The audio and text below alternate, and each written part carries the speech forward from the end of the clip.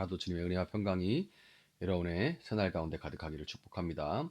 오늘 본문은 욥기 41장 42장까지 보도록 하겠습니다. 네가 낚시로 리워야단을 낚을 수 있으며 끈으로 그 혀를 맬 수 있느냐? 그 코를 줄로 꿰 수 있으며 갈고리로 그 턱을 꿰 수 있느냐? 그것이 내게 살려달라고 애원할 것 같으냐? 그것이 내게 자비를 베풀어 달라고 빌 것 같으냐? 그것이 너와 언약을 맺기라도 하여 영원히 네 종이 되겠다고 약속이라도 할 것 같으냐? 네가 그것을 새처럼 길들여서 데리고 놀 수 있겠으며 또 그것을 끈으로 매어서 여종들의 놀이개로 삼을 수 있겠느냐? 어부들이 그것을 가지고 흥정하고 그것을 토막내어 상인들에게 팔 수 있겠느냐? 내가 창으로 그것의 가죽을 꿰뚫을 수 있으며 작살로 그 머리를 찌를 수 있겠느냐? 손으로 한번 만져만 보아도 그것과 싸울 생각은 못할 것이다.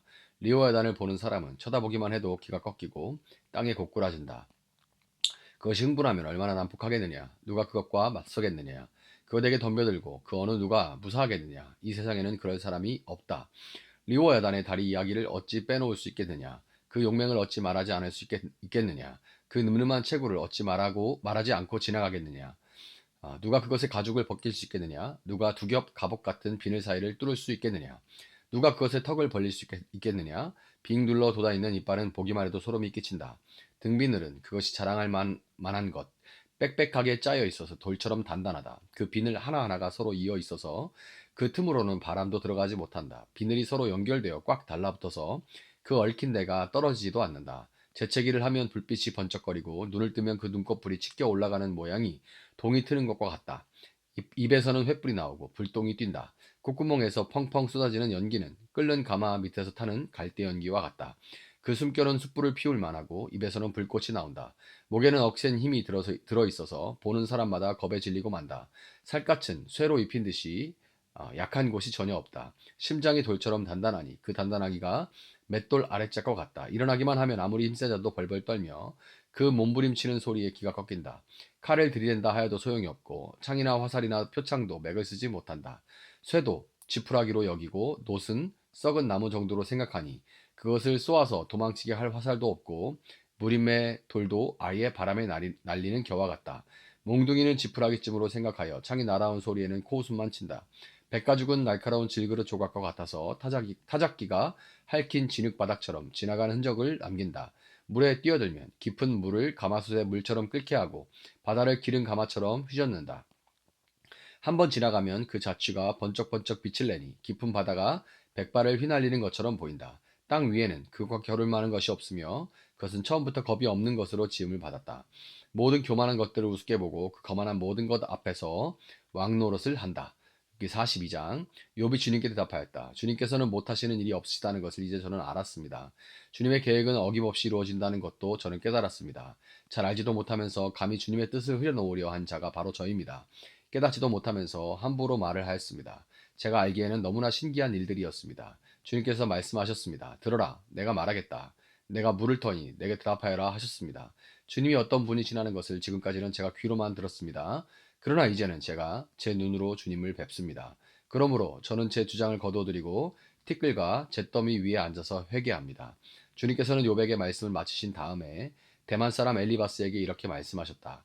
내가 너와 내 두 친구에게 분노한 것은 너희가 나를 두고 말을 할 때에 내 종 욥처럼 옳게 말하지 못하였기 때문이다. 그러므로 이제 너희는 숫송아지 7마리와 수양 7마리를 마련하여 내 종 욥에게 가지고 가서 너희가 용서받을 수 있도록 번제를 드려라. 내 종 욥이 너희를 용서해 달라고 빌면 내가 그의 기도를 들어줄 것이다. 너희가 나를 두고 말을 할 때에 내 종 욥처럼 옳게 말하지 않고 어리석게 말하였지만 내가 그대로 갚지는 않을 것이다.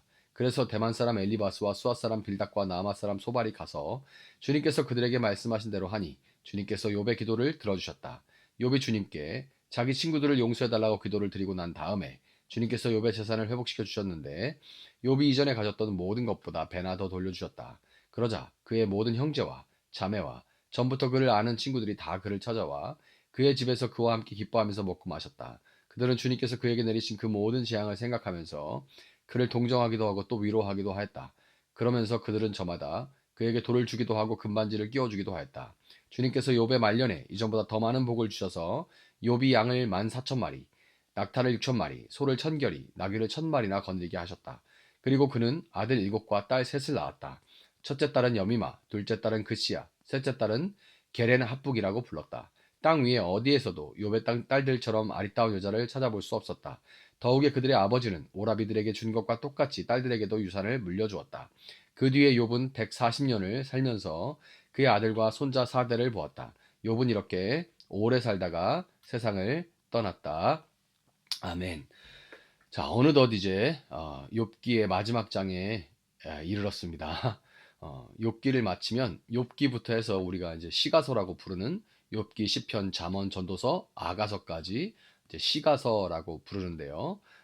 시편, 잠언, 전도서는 새벽 날개에서는 생략을 하고 바로 아가서로 넘어가도록 하겠습니다. 조금 쉬었다가 아가서를 시작할 생각인데요. 시편, 잠언, 전도서는 수요 기도에 의해서 지금 설교를 하고 있고 현재 시편 이제 90편 이상을 설교한 상태입니다. 혹시 시편을 듣고 싶은 분들은 수요 기도에 의해 설교한 것을 들으시면 되고 이제 시편이 수요 기도회 끝나고 나면 잠언과 전도서를 이어서 설교할 생각이니까 거기서 들으시면 될 것 같습니다. 자, 욥기 42장 6절에 그러므로 저는 제 주장을 거두어 드리고 티끌과 잿더미 위에 앉아서 회개합니다. 이렇게 고백하는 욥의 고백이 나와요. 폭풍처럼 몰아치는 질문 세례와 함께 하나님의 꾸지람을 들은 욥은 그제야 자신의 무지와 오만함을 회개하며 자기 변명, 자기 보호의 보호 프로젝트를 완전히 폐기하게 된 거예요. 나는 의롭고 떳떳함으로 하나님 반드시 이 모든 일의 앞뒤 상황, 앞뒤 정황을 나에게 설명하고 공개적으로 욥을 지지해줘야 한다라는 그 요구를 이제야 철회하게 된 거죠. 어떤 식으로든 하나님을 조종하려고 하는 시도, 다시 말해 하나님을 불신하는 행위를 이제야 멈추고 주님 앞에 엎드려서 그분을 본래의 자리, 내가 좌지우지하는 그런 자리가 아니라 그분을 본래의 자리에 돌려놓고 다시금 다른 속셈 없이 오직 하나님이라는 이유만으로 그분을 섬기기로 다짐을 한 것입니다. 하나님은 끝내 욥이 당했던 그 고난의 원인에 대해서 하늘에서 일어난 일들에 대해서는 이런 방구 언급이 없으셨습니다. 다만 하나님은 당신을 욥에게 나타냈을 뿐이고 이를 통해 욥의 고난을 그리고 찢어진 마음을 치유하셨을 뿐이죠. 고난은 여전히 신비의 영역이 남아있지만 욥 역시 하나님을 만난 이후로는 자신이 왜 이런 고난을 당했어야 했는지에 대해서 더 이상 관심을 갖지 않습니다. 욥은 하나님의 영광과 권능 앞에 압도되었고 그런 욥을 하나님은 처음보다 더 많은 은혜와 복으로 회복시키셨습니다. 이를 통해서 우리는 고난에 대한 진정한 치유가 학문적인 어떤 논증이나 변증이나 이성적인 추론이나 정연한 어떤 논리에 있는 것이 아님을 알게 돼요. 고난의 문제는 인간의 유한한 지혜로 다 파악하고 해부할 수 있는 것이 아니거니와 설령 그것을 인간이 다 알 수 있다고 할지라도 마치 암의 원인에 대해서 다 알았다고 해도 암을 정복할 수는 없는 것처럼 암의 원인에 대해서 다 안다고 해서 암을 정복할 수 있는 건 다른 얘기죠. 마치 그와 같이 고난에 대한 지식 그 자체가 고난으로 가득 찬 인간의 현실을 바꿀 수 있는 것도 전혀 아닌 것이죠. 고난의 원인과 양상을 제 아무리 잘 설명한다고 해도 그것이 고난 자체를 없앨 수는 없는 노릇인 거죠. 결국 고난에 대한 유일한 치유책은 하나님이 나타나심으로써만 가능합니다. 그러므로 성도가 고난을 당할 때 자신이 당하는 고난의 원인에 대해서 알려달라고 부르짖는 것은 큰 도움이 되지 않아요. 오히려 그 고난보다 훨씬 더 크고 강하신 창조주 하나님이 직접 나타나셔서 고난당하는 우리를 구원해 주실 것을 끝까지 기도해야만 하는 겁니다.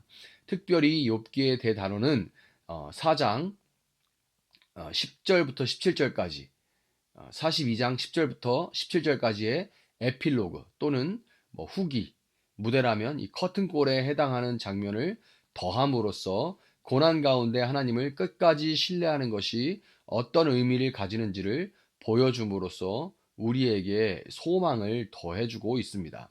하나님은 회복된 욥에게 갑절의 복을 허락하시죠. 양과 낙타 그리고 소와 암나귀의 숫자는 정확하게 처음 그의 소유의 2배에 해당합니다. 자녀들은 아들 7, 딸 3, 도합 10명인데 이것은 앞서 잃은 욥의 자녀들이 하나님 앞에서는 죽은 것이 아니라는 것을 보여줘요. 하나님 앞에 살아 있으니 욥의 자녀 역시 새로 얻은 자녀들까지 해서 도합 20명으로 2배가 된 거죠. 욥에게 내려진 이런 갑절의 복은 단순히 잃어버렸던 것들을 회복하는 되찾은 신라권 얘기가 아닙니다. 욥을 시험하던 사탄이 사라지고 욥의 친구들은 그들의 허물에도 불구하고 처벌받지 않고 용서를 받았으며 족장 시대의 강고한 남성 중심 사회에서 딸들이 이름이 기록되었고 오빠들에게 했던 것처럼 딸들에게도 유산을 다 물려주는 이 온전한 화평이 이루어지는 말 그대로 완전히 새롭게 창조된 창조 세계를 보여주는 것입니다. 욥기가 기록된 이 시대에는 내세나 영원함에 대한 개념이 발달하지 않은 시대예요. 그렇기에 그 시대적인 한계 안에서 인간이 하나님을 이유 없이 신뢰함으로 고난을 묵묵히 견뎌내고 모든 결정 가운데 하나님을 선택하는 것이 얼마나 복되고 의미 있는 일인지를 이 회복된 세상을 통해서 나름 표현한 것이에요. 그런데 이제 우리는 욥기의 에필로그가 그리는 모습이 바로 영원한 하나님 나라의 모습이라는 것을 우리는 이제는 분명히 알고 있습니다. 끝까지 하나님을 신뢰하며 고난을 감당하신 예수 그리스도가 우리 안에 와 계심으로 우리는 믿음으로 고난을 견딜 수 있는 존재들입니다. 우리가 하나님과 그분의 선하심을 택함으로 하나님은 사탄의 나라를 무너뜨리고 만물을 새롭게 하시며 새하늘과 새 땅에서 영원히 우리와 함께 다스리시는 그날이 반드시 온다는 참된 소망 가운데 이 새날을 오늘도 묵묵히 살아내실 수 있는 여러분들 될 수 있기를 예수님의 이름으로 축복합니다. 잠시 기도하겠습니다. 사랑하시는 주님 감사합니다. 이렇게 욥기라는 책을 함께 읽으며 은혜를 나눠올 수 있게 하시니 감사합니다.